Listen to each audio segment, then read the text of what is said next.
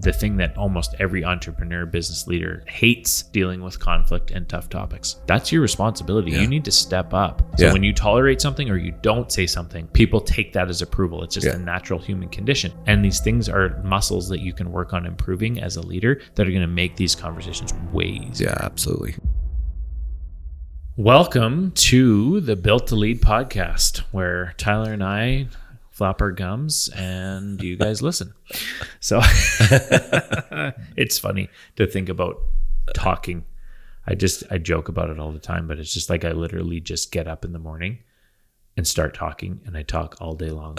And then I get home and I stop talking, and then my wife wants to talk, and I'm just like, I have nothing to say. Like my kids and wife think I'm a quiet person, I think.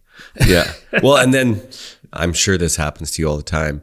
Your wife gets surprised by, you guys are doing what at work now? Oh yeah. She hears it from other people in our organization who she's friends with, and she's like, oh yeah, so-and-so told me this. It's sure nice to hear what our company's doing, from my friends and not from you. And I'm like, oh, I'm sorry. I want to rehash stuff all the time. We got to go through it again and again. You just get tired of talking sometimes. Like I literally just talk 8, 10, 12 hours a day sometimes. Yeah. Which is hilarious. It's like, who knew when you started going into business that, when this thing really gets going, I'm just going to talk all day. That's what I'm going to do for a living. Yeah. Right. And here we are recording a podcast. More talking. Anyways, today for you, we've got a really good topic. I think this is a really super key one. I've been thinking about it a lot, and it is something that I've gotten quite good at over the years, but it took a lot of effort to get good at this stuff. And it's the thing that almost every entrepreneur, business leader hates and struggles with and gets frustrated around. It's the thing that makes people quit a lot of the time, right?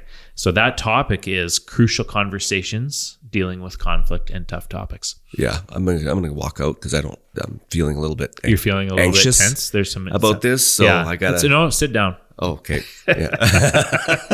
No, it's really it's something that's tough. It is really tough. And in the early days, I think about it often when we would have a tough conversation, or when I would have to fire someone, or if I would have to have a performance improvement conversation, or other people would come in with issues and want to sit down and talk about it, and I would get just rattled. Like, I'm shaky, I'm sweating, my palms are wet, and you just don't even know, like, you're just totally rattled. And then over the years, as you have more and more and screw many of them up and learn from your mistakes and all those types of things, you get better at it. Like, you start taking it in stride, you get calmer, you get more confident, you become a better communicator, and you learn the things you need to learn to be good at having these types of conversations. So we're going to get into that. I got a lot of tactical information of how you can just physically get better at these things, and a lot of just basic thought processes that are just going to help you be a better communicator and be able to deal with these crucial conversations in a confident way. Mm-hmm.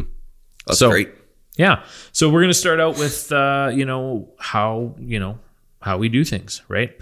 And I think that, I guess, another important topic is as a leader, you need to understand that when there is conflict in and around, whether it be your team, your organization, in sports, any variety or area where you're going to be a lead position or want to take a lead, dealing with conflict is your responsibility, right? Other people, the average person wants to avoid conflict at all costs, right? There's a few people that like conflict, but they're like 1%, 2%, 3% of the population, right? And they create and bring up conflict, and we all know who they are, and people just kind of dismiss them and their crazy antics. But most people are going to avoid conflict. I'm going to say, especially in Canada, people are going to avoid conflict, right? Absolutely. And because of that, there has to be someone who's willing and able to open up conversations and deal with it, right? If you're leading a meeting, or even sitting in a meeting, and you can sense that there's tension between some people, or that you see that a couple employees within your organization tend to avoid each other, or they stay out of each other's situation, or you see or hear from other people that someone's not getting along, that's your responsibility. You need to step up and get those things resolved, because those things bubbling underneath the surface, they're doing a lot of damage, right? And your credibility as the leader of the organization and your culture, which is also your responsibility, depends on you mining for that conflict and pulling it out and resolving it and bringing resolution and forgiveness and calmness to these situations, right? Yeah. Well, you're bringing up a good point. You you're talking about actually being aware and being in the mix as a leader, and that you're actually putting effort into paying attention to the people around you. Yeah, taking responsibility for it requires proximity in a lot of scenarios, right? And even I find, like, as it's gotten harder and harder for me to always be present in everything, there are certain people within the organization that aren't necessarily dealing with the conflict, but that will bring things to my attention so that I can resolve them, right? But proximity is huge. Like, you have to be around and you have to know your people and understand them. Right? If you don't know your people and you don't know what's going on, you're not going to be able to relate and understand and resolve the issues that you need to deal with. Right? So how do we do this? I think a huge thing, one of the biggest mistakes that we make with conflict is time, how we deal with it in a time constraint, how timely we deal with it. Because there's too early and there's too late. Right? So if we, for example, get into a scenario, someone comes and tells us their side of the story, and it's a very upsetting thing, and we get upset or angry because, say, it's out of our values or just it's irritating to us, right? Yeah. Well, if we go in there in our emotion or in the moment and we start dealing with it, that's too early, you know. And unless we're calm and ready and prepared and thought through to go into a conflict, it's probably not the best time to deal with it. If the other person is still in an emotional heightened state, that's probably not the best time to deal with it. Right? So that's too early. But what typically happens is the issue is right now, or it's come to our attention right now. Either we're still emotional or they're still emotional about the situation. And then we put it off. We go, okay, we're going to let that cool down. Then in the period of where you should be dealing with it, you ignore it, or you let it lapse, or you get busy with something else. And then it starts getting old. And every person who's led anything or had a business or whatever knows what this is about, right? There's something that's happened. We procrastinated, and now, I need to deal with that. I should have dealt with it or whatever, but now it's too old. And so often we let it go or we deal with it too late and it's awkward. The facts are murky. People are past the issue or over it, and now it's not relevant to the current situation anymore. People go, it's ancient history. I don't even remember what you're talking about, or these types of things would make it really awkward and challenging to deal with these conflicts with people when you wait too long. Yeah. So timeliness is huge. There is a right time to deal with conflict, and it's very soon after it happens, but not always immediately. Right. And if you're a strong leader and a strong conflict resolution person, you can deal with stuff immediately, like right now. Yeah. Right. But that might mean you might have to calm someone down first and then deal with it. But as you become expert level conflict negotiator, you can do it more quickly. But the reality is, as you're learning how to do this, there is a right time to deal with conflict. Because I think what you said earlier is that people don't want to do this. Yeah, they're going to avoid it. They're going to avoid it. And the problem is if you cut it off there, we're too emotional, let's deal with it later. It gets dealt with later, but then you're thinking about, I don't really want to do it, so I'm going to push it off a little bit more. Yeah. And then every time you push it off a little bit more, it gets bigger and bigger and bigger. And then it's so big that you're like, I don't think I want to deal with it now. Well, yeah, especially if we're dealing with a repetitious issue that's going to happen over and over and over again. The other thing about not dealing it is silence conveys approval. Silence or tolerance. So when you tolerate something or you don't say something, people take that as approval. It's just a natural human condition. So if someone's doing something that you don't like in a performance manner, and they're aware that you're aware of what they've done, and then you say nothing or you tolerate it, that means, good, keep doing that. Yeah. You might as well just patted them on the back. Yeah. Right? So must not be a big deal. Yeah. Because you're the leader. You're the one that tells them what's a win or what's a loss, or what's good and what's not. You're expected to correct and to appoint and approve. And when you say nothing, that means you approve. And you have to, as a leader, you can say, I don't agree with that. That's the facts. If you don't do that, you are not communicating and leading, right? You have to understand that, because a lot of, I can't say this enough. So many leaders assume that other people are judging and correcting themselves, but in reality, they're looking over at you and going, good. Okay, I'm good. And they're moving ahead. And so when things go long, especially a long, long time without being corrected, it conveys approval. I had a funny story about this in my early days. It's not totally on topic, but it's a good example of waiting too long. So we had one of our main customers when I first started in our business. And she was the owner's daughter of a big customer of ours that I dealt with. And so we'd haul loads for them and I'd book loads and we'd talk back and forth. But the very first few days that I started dealing with her, she thought my name was Joey. And so I did not correct her because I was not confident enough to deal with it. And so after a month or two of her calling me Joey, I realized, I don't know, I can't reel this back now. Like, it's going to be super awkward if I tell her now that my name's not what she thinks. We're literally like, she's typing this on contracts. She's putting it on stuff. No. So I can't remember how long it had been. I actually think it was like multiple years that this went on for. And then one day when I was on holidays and someone was covering for me, they corrected her while I was away. I was like, who's Joey? She's like, what do you mean? It's Jory. And then she's embarrassed. Yeah. Because she's been saying this all along. And she thinks I'm a flippin' idiot. Right. Because I am. Yeah. Right. So this is just an example of how awkward things get when you leave them. If I just said in the first, 2 or 3 times, hey, it's actually Jory. Yeah. Jory. Oh, okay. No, it's not awkward. It's fine. It's not even a conflict. Yeah, exactly. Right. But now we're in a conflict because I've allowed this. And it takes away my credibility as a leader. Is that why we have a Joey working for us now? I had to hire one to cover for myself. Yeah, exactly. Well, no, we'd have a Joey here. Yeah, of course. That's who you've been dealing with. Our voice is the same. Yeah. Anyways, it's just a funny example of how things get more and more and more awkward as time goes on, right? When we don't deal with conflict, we need to get on it in a timely manner. And next thing is staying on topic. So when we get into a conflict conversation, one, it's finding what the root of the problem is. So if someone brings conflict to you, right? Because there's the 2 types. Either you're bringing a problem or a tough topic or a conflict to someone else's attention, or they're going to bring it to you, right? So there are 2 very different footings that you're on in that scenario. Either way, we need to get to the root of the problem. Right? Or if we've decided what the root of the problem is before we go into the conversation, we need to stay on that. Because what you're going to find when you're dealing with people or you're getting in conflict is we're going to have defensiveness, deflecting, topic changes, victimization, all kinds of these things are going to pop up everywhere, right? We're going to start putting up walls. We're going to start making excuses. We're going to protect ourselves and all these types of things.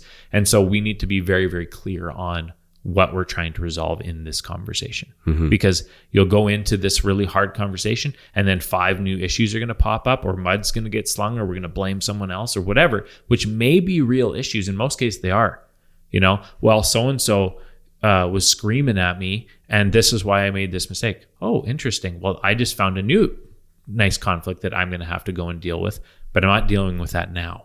So we need to stay on topic, and then we need to bookmark other topics, and we need to communicate with our person that way. Yeah. Right. So Carl was screaming at me, and that's why I dropped the ball and I backed into the thing. It's like, okay, cool. I understand that. You're still responsible at the end of the day. I don't like whatever Carl was doing. We're going to put a bookmark in that because I will be dealing with that, but we're going to stay on you backing into this thing right now. Okay. So this is really important as the leader of the conversations. You need to control the topic and we need to stay on topic. There are situations and moments where you do have to pivot and deal with other things that are extremely important in that moment. But at the end of the day, if we're going to start a conversation of this nature, we need to be clear and concise and on topic through the course of the conversation, right? Because if you've been in any kind of these conversations, you realize that we're going to try and steer this ship any other direction than the place that we want to go, right? Well, and that's how they format debates as well. They format it. It's like, here's the question, deal with the question, don't bring up another one. You're just moving the goalposts or, straw manning it or something like that, right? Politicians are a perfect example. Yeah. You ask them a question, they don't answer the question. You get to the end of the debate and no one's answered anything. Exactly. And then we've all wasted our time, right? Yeah. Much like leading a meeting where we're trying to resolve issues within the organization that aren't directed at a person. We need to lead the meeting and keep it on topic and then have action items or clarity at the end of our conversation about what we've discussed and what resolution we're bringing to it. All right? So staying on topic. Digging down to the root of the problem. I mean, that in itself is quite a talent because there's a lot of garbage that you got to sift through to actually get to the root. Yeah.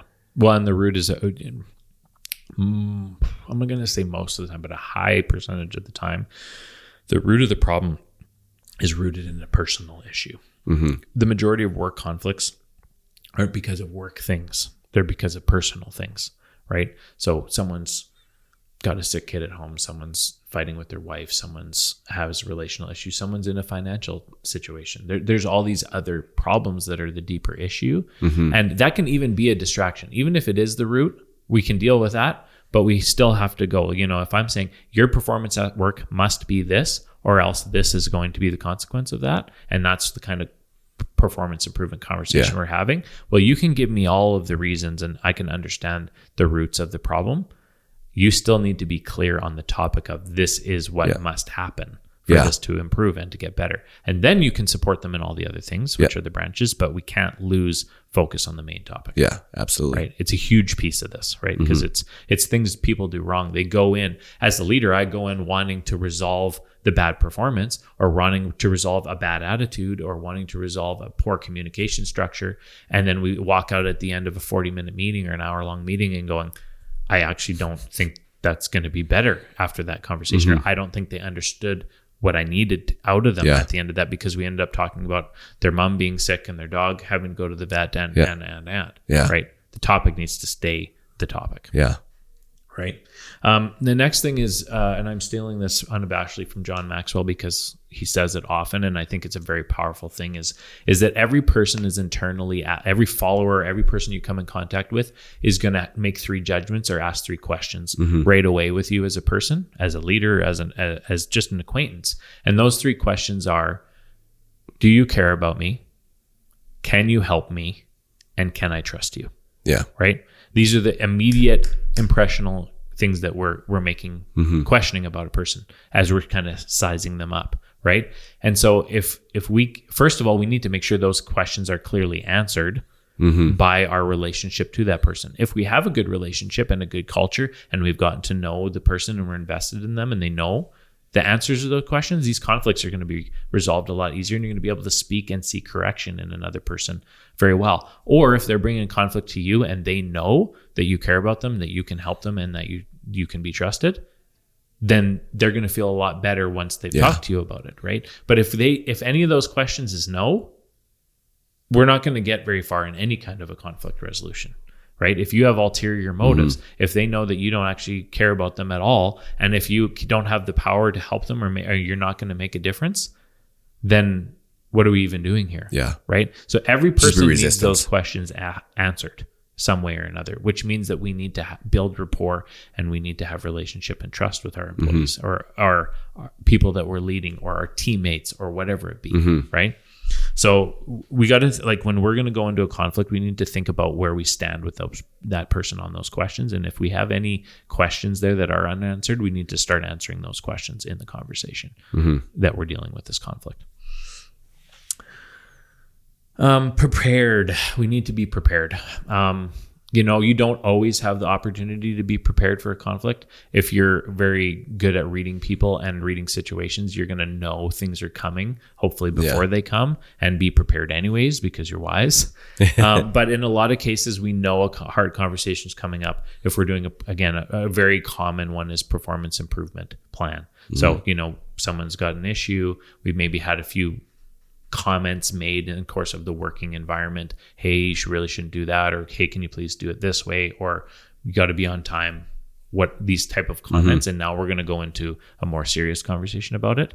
We need to prepare ourselves for the conversation, especially when we're new to these types of things, or they really rattle us, or we like our fight or flight starts kicking in when we're going into these conversations. The more prepared we are, the more calm, the more confident, and the more able we're going to be to get good outcomes with these conversations. So what does being prepared look like?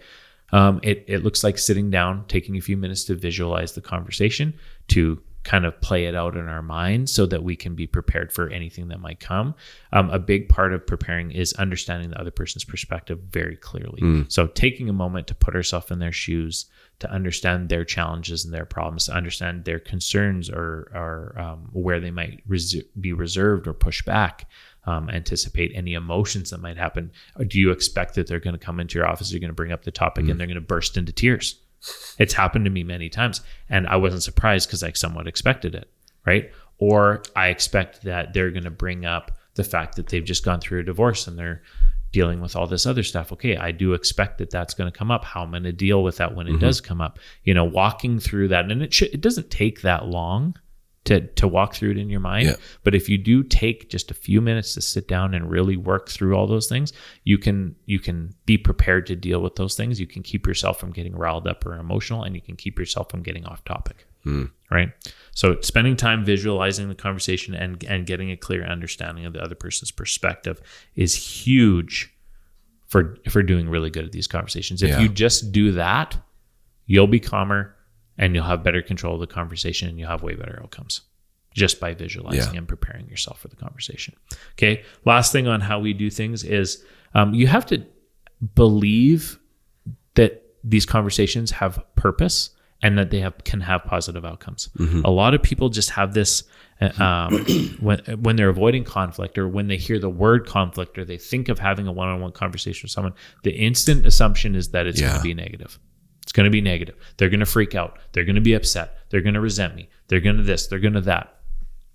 But that's really not true from a statistical standpoint or a real standpoint, right? We are in most cases, we are in control of a conversation when we're going into one, or when someone does bring it to us. If we're a leader, we are still in control of a conversation. If we're a good conversationalist, if we're confident, if we're strong and we're prepared, we control the conversation, right? And by controlling the conversation, we can control the attitude of the conversation, the vibrations of the conversation, the emotions of the conversation, all these types of things we control. And we control it by holding ourselves in the right spot, right? We are not swayed by the emotions of another person. We don't get riled up. We don't change our tune. If we keep our voice calm and we're confident in our goals and our outcomes, we control the tone and the pace and the situation that's happening in that room.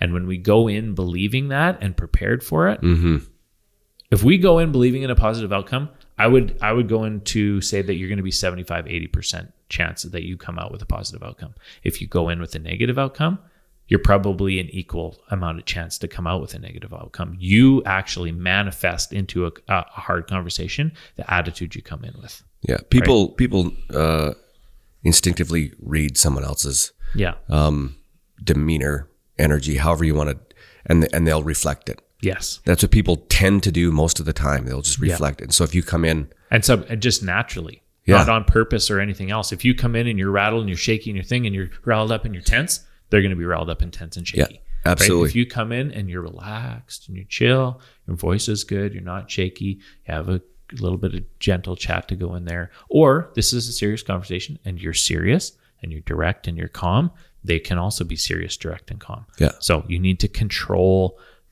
the vibe of the conversation and go in with a positive attitude that you're doing this for a good reason, has a purpose, and we're going to come out with a positive outcome. Yeah. Just that belief will add out a huge percentage of positive outcome to most of your conversations.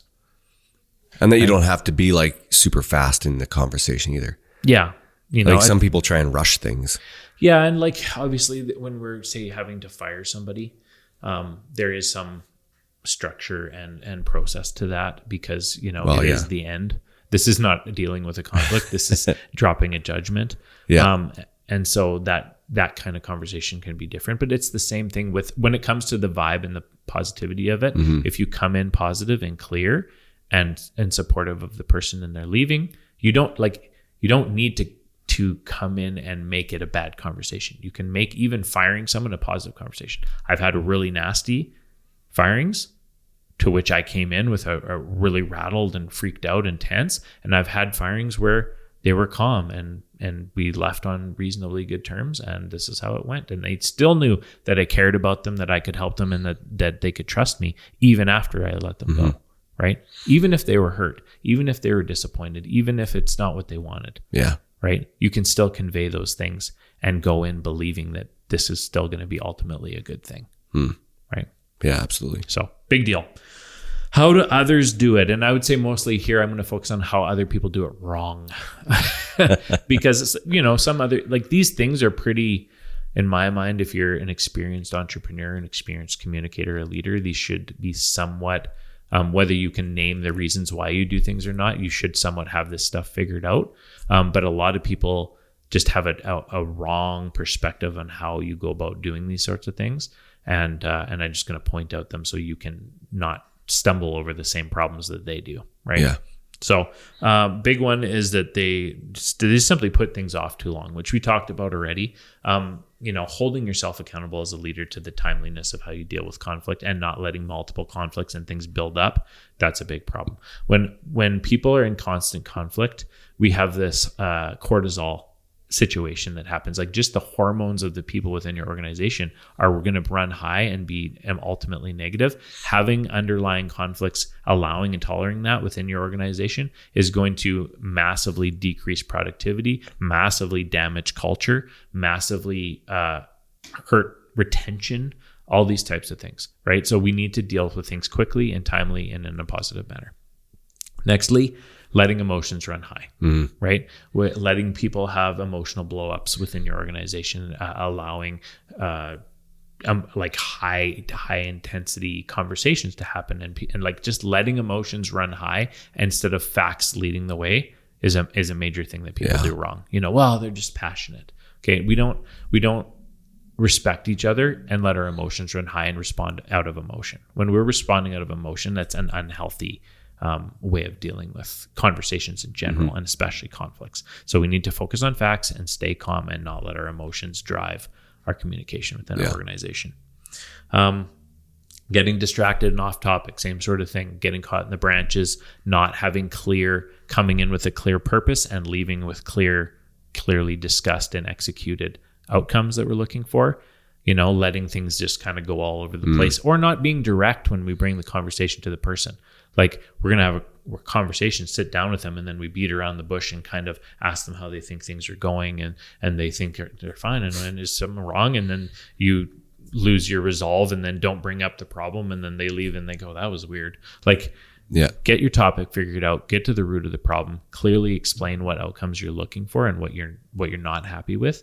Don't beat around the bush. Be direct, right? In a loving and kind way. You don't have to be unkind to be direct, right? Yeah. Oh no. Yeah.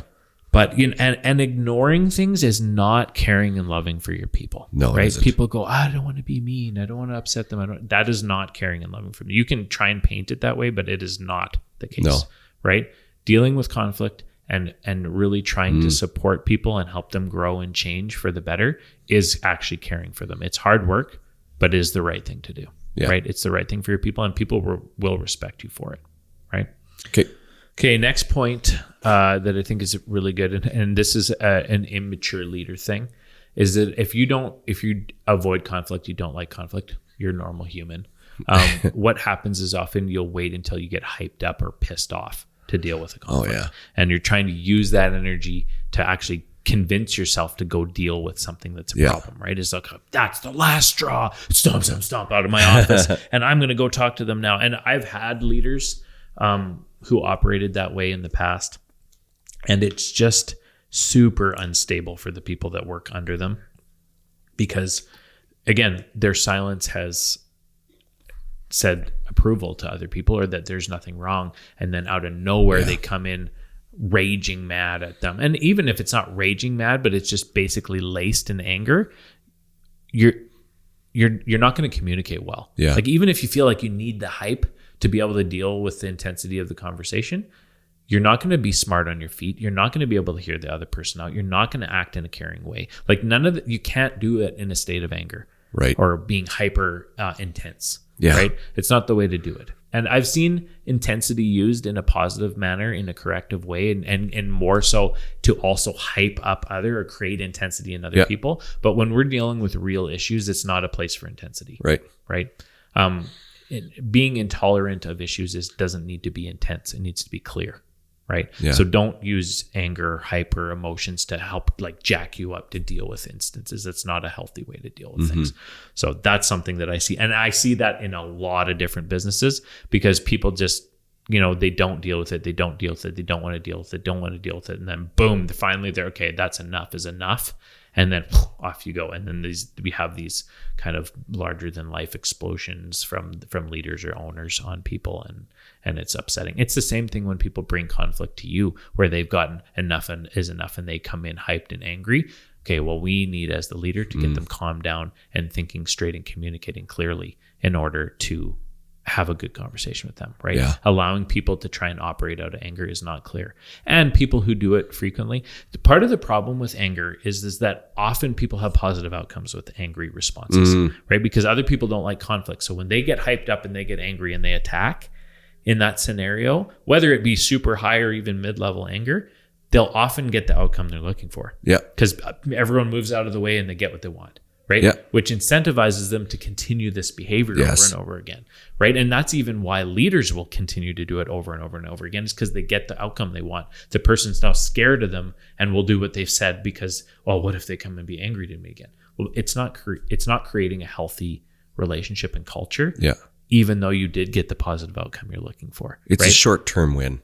It that is, ends but up people in can live their long-term whole losses. lives off of this. Like if they learned at an early age or an early stage that when they get angry, they get what they want, they will the habit loop of their brain will continue to trigger that anger. And then it becomes, well, whenever I get angry, I get what I want. And whether they say that out loud, it's in their subconscious, and their subconscious says, this is the tool how I get what I want. I get angry. And then we have these explosive Karens that are yelling at everyone all the time because they've had the outcome they're looking for from this type of response. Yeah. Right. And so we need to be very wary of, hey, when I get angry and I say what I really think, then I get the response that I want, because it's slowly eroding all your relationships, your respect and your credibility with your team. It's not, nobody has respect for an angry, unstable leader. Yeah, no. They have fear.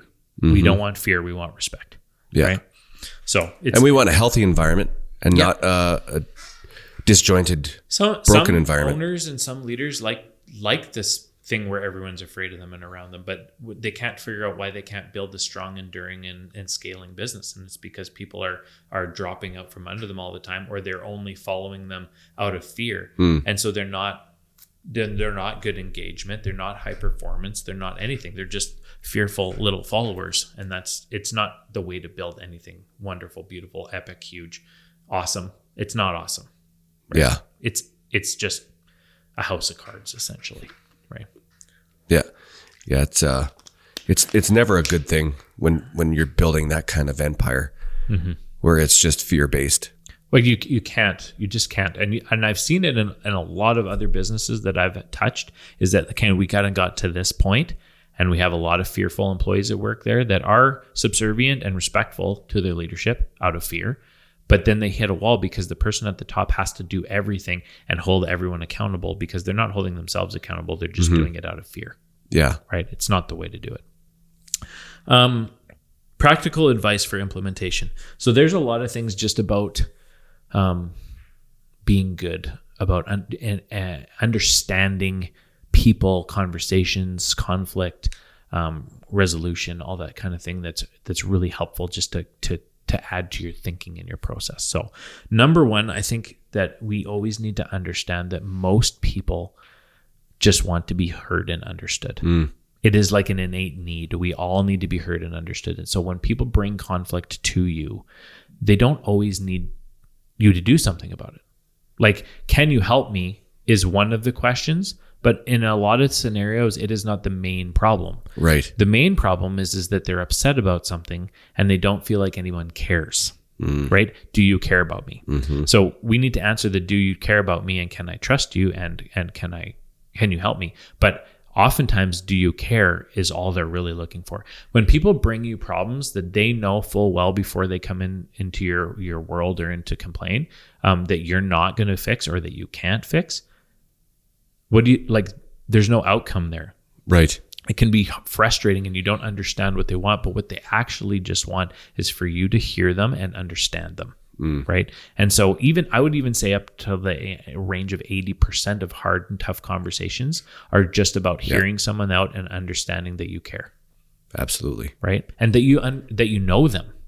Right. It's like, I know that when this happens, that irritates this person. And if it's within my power to stop that from happening to them, that I would actually try to do that. Right. That's all they want. Yeah. Or, I hate the way that this forklift driver talks to us and makes us put our PPE on when it's 38 degrees outside, and and it's like, yeah, man, that is one of the crappier things that we have to do in this job. And that sucks. And I know it's hard. And I appreciate you staying calm and dealing with it and being professional in the midst of that. And that guy is really a piece of work at that one place that we go. And I get it. I've had a dozen other complaints about him. I will see if I can do something about it, knowing full well that, even if I talk to them, that they're not going to do anything about it. And you and I kind of both know that that's just the way that guy is. And it's probably best to try and kill him with kindness. And, we just have a conversation where we go, I understand. Yeah, that sucks.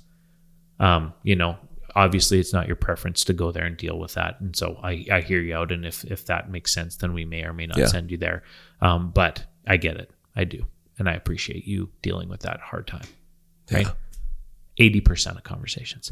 Hey, I really hate it that whenever all day long I do all the work to book these loads and then they cancel and then I have to go back and rebook them and it just feels so useless and frustrating. It's like, man, that's the business for sure. And I've been there and I get it. Right. So these types of conversations, just showing some compassion and empathy, showing some understanding, giving people the time to just vent a little bit in a healthy way. It's just 80% of conflict. And it builds relationship. Yeah. It builds bonds. Yeah. The three questions, right? Yeah. Like you're answering them. You're answering, I care. You're answering, I trust you. I understand you. I'm invested in you. I get that. Like, me too.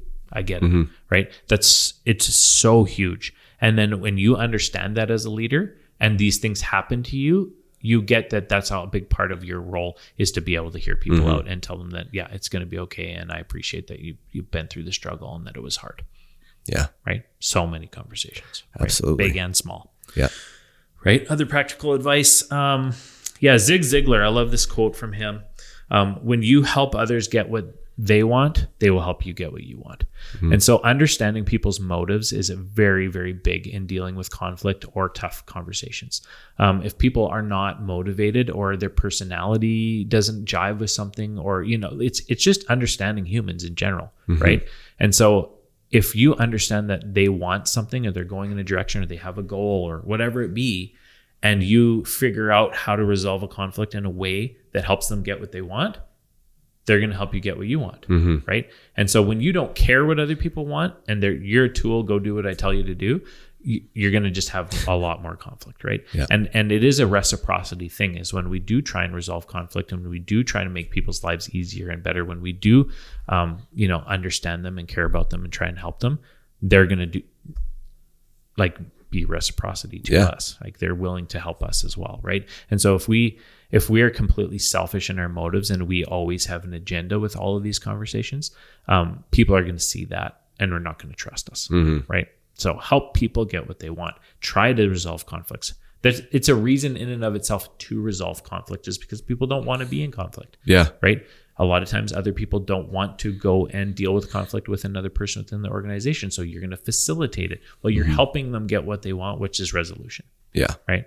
And when everyone lives in a peaceful, resolved world, they're going to really care and respect and appreciate the corporation and protect the culture. And they're going to help me get what I want, which is a good culture and a good performance outcome. Yeah. Right. So that's always a thing. Understand people's motives, right? Because sometimes you just put someone in a wrong spot, or the situation that they're in is totally opposite of what they care about or what they want. Yeah. And you've placed them badly, and the continued conflict that keeps happening is that they're stuck in this place that doesn't work for them. And resolving the conflict would be understanding what they want and why this isn't working for them. Yeah. Right. They may not even be able to communicate that well to you, but if you can figure that out, you can resolve things before they even happen. Yeah, absolutely. Right. It's a big deal.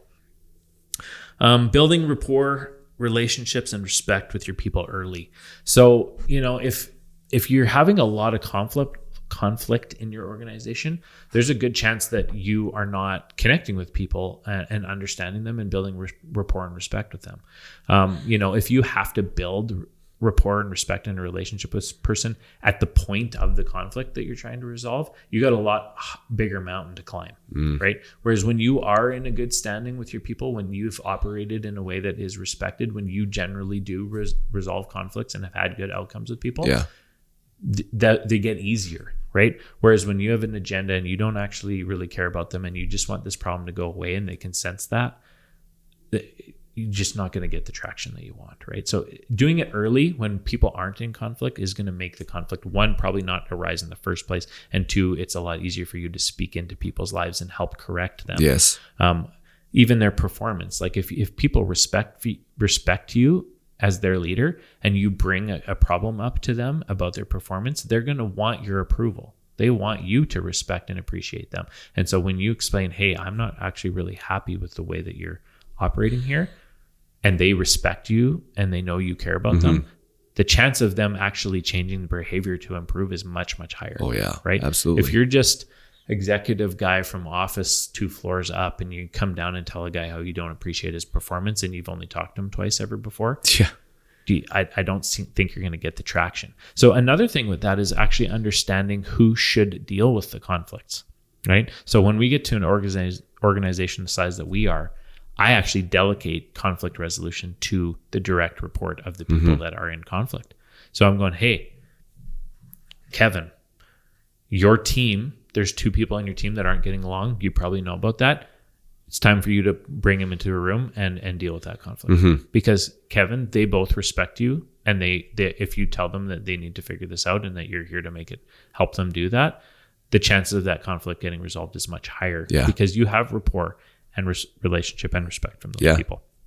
I'm the owner of the company. They've met me twice. I can go in and do that, but it's an authoritative version instead of a respect relationship and rapport type of conversation. So getting that built with your teams early is really key, and making sure the right person is dealing with the conflict is also very key.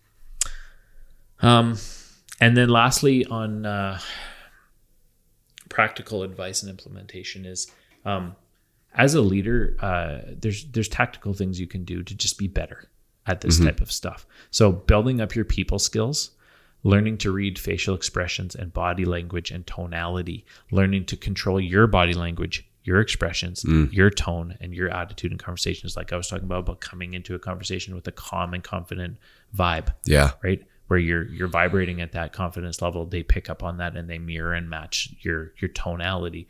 They'll match the if you raise your voice or if you lower your voice, if you talk in specific ways, you can control how someone responds to you. Right? How much eye contact you make, how their facial expressions are working, how their body language is closed or open, right? If they, all these things, you can pick up on conflict early and you can deal with it. And when people won't tell you, let's say you're getting into a conversation with someone and you're having a performance improvement plan, and that person is sitting slouched in their chair and their arms are crossed and they're giving you a little bit of a resentment facial expression. You're going to have a lot better chance of going, okay, this isn't working. What are we going to do different? And changing the tone of the thing and getting more in their face, or maybe having a little more intensity. Maybe you need less intensity. Do we lean forward? Do we lean back? Are they leaning forward? Are they leaning back? So there is an endless amount of information when it comes to being good at dealing with people, understanding people's skills, body language, facial expressions, vibration, attitude, perspective, clarity, all these types of things. There's books, there's podcasts, there's YouTube videos. Speaking of YouTube, we actually are on YouTube now. Yeah, we just finally started putting up all the videos on YouTube. So it has its own channel to watch or listen on YouTube. If that's a platform you like, go subscribe and like us on YouTube as well. You can go to YouTube and then just type into the search bar "Built to Lead with Jory Evans," and our channel should pop up. Yeah, perfect. It's a shameless self-promotion. Yeah. Perfect. Our sponsors today are nobody. Jory Evans. Yeah, no kidding. So people skills, work on yourself, guys. Like it's, read the books, go looking for the information, right? I'll also plug Vanessa Van Edwards. If you follow her on social media, she's got a book called Captivate, another book called Cues. She has training courses called The Science of People. Invaluable information that she gives on reading people's facial expressions, understanding people's personalities, looking at body language, things like how handshakes and mess with the hormones between you and another person to build rapport and trust, like physical touch, eye contact, the appropriate amount of eye contact, the appropriate amount of space between you and another person when you're talking, how to make a good first impression. All this stuff is out there. And these things are muscles that you can work on improving as a leader that are going to make these conversations way easier. Yeah, absolutely. Way easier. So because not all of us are naturally gifted in these aptitudes. No. We're not good at it. And some people are really good at it. And my wife is very good at that kind of stuff. Whereas I'm not as good. So I have to go and I have to do that work. I have to go find those people. I have to go read the books. I have to do all that stuff. Well, and just saying, well, I'm an introvert and I don't really connect with people and I'm awkward and this like that's not a good enough answer. No. There are answers. There are ways to grow our skills. There's ways to get better. This is a self-improvement podcast. Yeah. You're listening to this to get better. So I'm assuming if you're listening to this, you'd be willing to also do that. Yeah. So go out and look for this stuff. Emotional intelligence, people skills, personality traits. Yeah. Like there's just endless amount of information. Use that information to educate yourself so that you can be better at doing this sorts of stuff. Pain points. What are the problems and things, or what are some things that can point to us that we need to do something different or better? Again, early in my career, there's I use these terminologies lots. It's kind of almost buzzwords from in our organization at this point. But when you have blindside conversations, so when you bring someone in to have a conversation about something that happened, an incident, or consistently a pattern of bad behavior, and you bring them in and you point out to them that, hey, there's been a lot of aggressive driving, hard braking events, a couple near miss accidents, you drive too fast generally, and we've talked to you about it a few times, blah, blah, blah, blah, blah. And they're just like completely lamb-based. Like, I can't believe that you're saying this about me. Like, what do you mean? I thought I was doing a good job. Or if you're going to, and horrible, and I've done this, and I hope you guys are not doing this, but you are firing someone and they had no idea it was coming at all. Yeah. Okay. There's two potential issues here. Number one issue that you need to look for is first look at yourself. So have you been silent and not communicating to this person about what's wrong? Have you been clear about what your expectations are? Have you brought them in previously, or have you had soft touch conversations with them about what they're doing and what you want, right? Clear outcomes that you're looking for with them, what they're not doing right, how they can adjust, coaching, these types of things. If you're not having good an open communication with this person and they're blindsided, that's your fault as a leader. If like 50% of the time, a blindside is the leader's fault, or even maybe higher, right? Okay. The other potential issue is this person is not a good fit for your organization, for your team, as a friend, whatever it be that you're in conflict with this person. If they are truly blindsided, they have a blind spot and they're not willing to accept it, or they don't understand it, and you feel that you have clearly communicated that, hey, you're messing with my personal space. Hey, you're driving too fast or too aggressively to this, and you've told them 5 other times, and whether they're documented or not, and you're telling them now, and they're just like they've never heard it before in your life, it's time to cut the cord. Yeah. Right. Toxic relationships, bad employees, bad team members, time to let them go. Right. If you've done everything you can do to lead them well and they're still not picking up and they're blindsided, it needs to end. So that's a huge cue for time to let them go, time to cut them off, time to move on. Yeah. Right. So blindsides. Next thing is what I call the guns blazing approach, which we touched a little bit on it, but I learned this, of course, and unfortunately the hard way on multiple occasions in my early days. But someone will come to you and tell you, so-and-so did this and they did that and they said this and they had blah, blah, blah, blah, and you're like, oh, no way, that's not tolerant, that's off value. And then you go, stop, over to that person and go, you did this and you did that and you did this and you did that.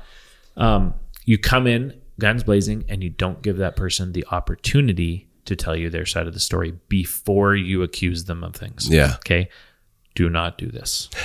Please, for the love, do not do this. Because I have had my butt handed to me on many occasions where I got riled up in a moment and I went and started accusing someone of something without hearing their side of the story. And I'll tell you what, there is always 2 or 3 or 4 sides to any story. There's many sides, right? And perspectives and all kinds of other things. And if you are the guy that takes one perspective and starts running hard with it, you're gonna get blindsided yourself. You're gonna hit some nasty walls, and you're gonna upset some people in an unfair manner. You cannot be fair while only having one side of the story. And this even, I found this in individual coaching or mentoring relationships where someone's in conflict with someone else and you're trying to coach them and you don't know the other person and don't have access to them. You need to be very careful in that situation as well, in the same sort of scenario where you make a judgment on another person, or you judge a situation, or you change your behavior about something because of a consistent information load from a individual single perspective. So don't go in guns blazing. Don't make judgments with only one side of the story. Yeah. Right. So, and what that looks like, the solution to that is if you're going to go in like, okay, this is something that has to be resolved, whether like you can be talking about harassment, bullying, racism, bad attitude, insubordination, all these types of things. You need to, before you make any kind of accusation, you need to explain the situation to them. Like, hey, I heard there was an altercation with so-and-so in the yard yesterday. Can you explain to me what happened from your perspective? Right? The power of doing that, number one, it helps them to feel like they've been heard, and it answers the 3 questions. Do I care about you? Can I help you? And can you trust me? If they feel like you're willing to hear them out before you pass judgment, that's a trust building thing. Absolutely. Right. And the information, the more areas you can get perspective and information from, the more clear of a judgment you can make. And then you can deal with it in a fair and correct way. Yeah. Right. But just guns blazing. Remember, guns blazing. And I went in guns blazing and I'm blasting. We don't want to be that guy. No. That's not good leadership. Right. That's emotional reaction and responding. It's unwise. Well, yeah. And a lot of times you're talking, somebody who brought you the information is actually relaying secondhand information. And there's third party. Yeah. And then now it's like, well, what in the heck is going on? Like, I'm getting all these different stories and they're fabrications. A lot of the time they're fabrications based off of light information. And they can even not be lying. It's just their perspective. Exactly. Everyone has a different perspective. You know, it can be highly emotional, highly factual. Like, there's a lot of different ways to look at any given situation, and it depends how much information that person has and context, right? You lack context in a lot of scenarios about what was actually going on in the situation, right? So getting as big of a picture and look around a intense situation before passing judgment or actually dealing with the conflict itself. So pain points. One more thing that I think is important, I kind of touched on it earlier, but I want to be clear with that, is that as leaders, we often expect or feel our backs up against the wall, especially when we have big teams or companies that have a lot of employees, where we're actually afraid to bring up or have a crucial conversation because we're afraid that people are going to push back, resent us, dislike us, quit, leave us high and dry, storm out of the room. We all feel this way, especially when it's really hard to find employees and good people and all these types of things. We feel often that our back's against the wall when we have to bring up hard or crucial things with our team. And the reality with this is, just from a pure statistical standpoint, when we take the risk as a leader, because everything's a risk when you go into a conflict, to caringly and properly deal with a problem, in whether it be in performance or attitude or values or whatever it be, the majority of the time the other person will respect you more as a leader and respond in a positive way or try to correct it. Even if they don't agree with you, if you're the leader and they respect your leadership, they're going to try to improve. They don't want you to be disappointed in them. They don't want the community to be disappointed in them. And if you are the leader or the person who's creating the culture in the community and you're disappointed, it also means other people are disappointed in them. And you shouldn't word it that way ever as a leader, but that is the nature of a conversation. So assuming that bringing up a tough topic or a hard situation or a crucial conversation is going to result in resentment, negativity, bad mouthing, quitting, it's not statistically true, right? Right. And again, I don't love this analogy, but I think people can understand this a bit. When you punish your dog when you're training your dog, you think when you punish your dog, you assume your dog's going to hate you and growl at you and hate your guts after. In actuality, they end up sucking up to you and they want to cuddle up right after you spank them or whatever it be. That's more the what I'll call the primitive natural response to being corrected by someone who's an alpha or a leader, is for them to actually draw closer. We think they're going to run away and hide. They tend to actually draw closer if you have a healthy relationship. So keep that in mind when you're going to have a corrective conversation and they understand that you care about them, you can help them, and they trust you. When you're invested in them and you have rapport and relationship and respect, correcting them will draw them closer to you, not push them away. Because ultimately they should understand that you're trying to make the relationship stronger, and you're trying to make the community stronger and work more and function better. Yeah. And it's incredibly important that you communicate it and do it correctly with the timing and all the other things that we've talked about today. You got to do those things right. But if you do them right, people are going to tend to not run away from you. They're going to tend to come closer. Yeah. Right. And so just knowing that from a statistic anomaly and a reality of how people interact will help give you confidence to do those corrective conversations. And as you have and stack wins, you will actually come to understand how that works a lot better. Yeah. Right. If you have those hard conversations, most people won't. That's the thing. Like, people have worked in organizations and been in parenting relationships and marriages and all kinds of things where the risk of having a hard conversation or the effort of having a hard conversation was more than that person was willing to spend or to risk to help that person get better. When they see that you're willing to stick your neck out and you're willing to put yourself out to have a hard conversation that no one wants to have and be honest with someone, risk that they might not like what you have to say, they ultimately respect and see that you care about them on a much deeper level. Yeah. Right. So that's how those things go. That's the facts. Not 100% of the time, but actually the majority of the time. Right. You would think when you have a performance improvement conversation, naturally your negative thought process thinks that, when people don't change 10, 20%, maybe everyone else is just, that's how they are. Or should just let them go. That's not my experience. My experience is when we have performance improvement or corrective conversations that more than 50% of people improve. Right. The majority actually get better and try to improve because you've communicated with them and they actually respect and appreciate the leadership that's trying to help them be better, not just at work, but in their life. Yeah. Right. Exactly. As long as we're not coming with a manipulative agenda and we're just actually trying to make them a better person, they will appreciate that we're trying. Right. To kind of wrap this up, it's important as a leader when you're with a group or a team lead or whatever, and you do have authority over people, to be a safe place. And I keep bringing up the 3 questions, but they're really, really good.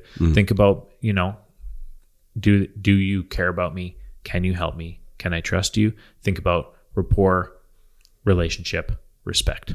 We need these things to be a good leader. And when we have them, we can have these conversations and have really good outcomes and really good perspective with people. So make sure that you're safe. Make sure that you're someone that people will bring their conflicts to and believe that you're going to help them resolve those conflicts. And you're going to be able to build a much stronger, healthier culture. And you're going to just enjoy your work more, right? These conflicts hanging out in the balance just weigh so heavy on you as a leader. And you just underestimate how much they're really hurting you and your performance and your whole organization by allowing them to just fester and bubble around on the surface. They're not an immediate issue. They're not blowing up in your face at the moment, but they are hurting in a significant way under the surface, and you need to deal with them. As your leader, I think the mindset that we need to look at here is that it is our responsibility to resolve conflicts. We should be mining for conflict. We need to be watching the horizon always for potential conflicts. We're watching for tenseness between people. And we're looking to really connect people and build relationships and build rapport between our staff and between our team members and keep everybody on a friendly, supportive and helpful perspective. We need to make sure that our values are everywhere. I don't think anyone has any kind of values that are tied to having conflict in their company or in their life, right? If we want to be happy and healthy and we want our staff to be happy and healthy, we need to live in a way that is forgiving and resolving and redemptive in the way that we respond. And obviously that's how Jesus operated as well, which is my belief, is that, we want to make a profitable company and we want to build good, strong corporations and have these other things, ultimate goals to reach. But at the end of the day, we want to have a life that we enjoy living. And it's funny, I said this to someone the other day. I'd just taken a holiday. The one I was away for a month and another one where I was a week. And the last 2 times that I've left for an extended period of time, I realized when I came back that I love the people of our organization much more than I love the business. Right. And when I'm around our people and I'm around, we're 100 and some different people and I'm dealing with and living in community and relationship with these people, I'm a happier person. And that's because we care about each other. We can help each other and we trust each other. Yeah. right? We build rapport and relationship here. We have a strong culture and a strong community. And that's because we do not tolerate drama and conflict. And we don't let things go unresolved. And we believe in being positive and forgiving and supportive and uplifting of one another in this organization. And that's something that we build. And it's worth building because it just really genuinely makes you feel fulfilled and happy as a person and as a leader. It is the thing that we do as a leader that matters. It's our purpose in some respect, right? Is to bring that kind of thing. So just remember this, the takeaway for today: dealing in conflict resolution is my responsibility as a leader. And I am capable of doing it. I have the skills and abilities to do it. And I can be excellent. I can be an expert conflict resolution leader. Yeah, absolutely. Perfect. Well, I appreciate you guys listening today. I think that was hopefully helpful to all of you. Obviously, if it is helpful, I'd really appreciate it if you share it, whether it be on social media, whether you copy the link to the podcast and text it to a friend and say, hey, have a listen. Like us, subscribe, connect with us online. Yeah. We appreciate connecting with you guys all the time. And just go out there and be built to lead. Yeah. Thanks, everybody.